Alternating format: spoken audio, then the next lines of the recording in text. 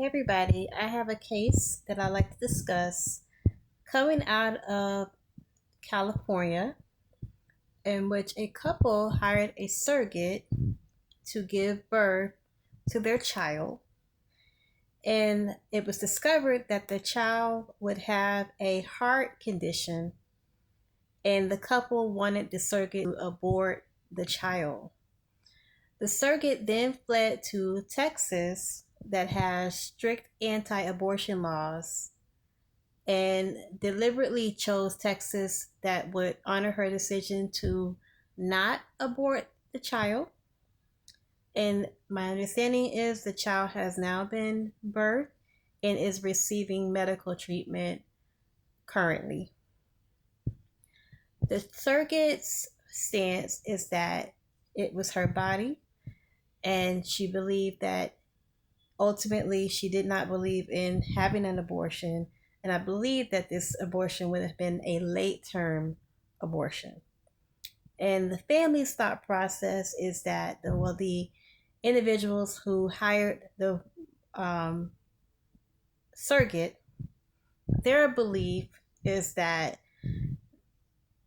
at the time that the contract was signed for her to be a surrogate, she agreed that if the family asked, that she would then go ahead and go through with an abortion.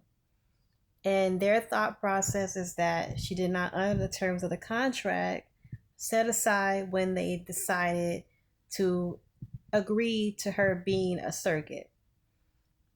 This is an interesting case, and I would like to see how it unfolds because it deals with elements of a contract was signed, and should that contract ultimately be honored, and should there be some type of remedy or some type of um, restoration to the family for the surrogate's ultimate decision to not abort the baby, even though it was in the contract.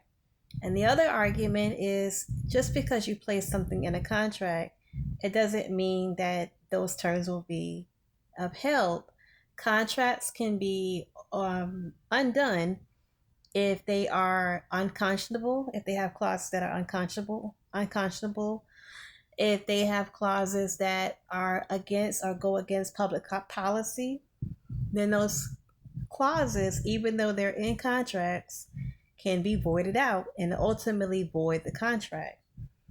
I believe also the surrogate is now asking for custody or some type of parental rights to the child.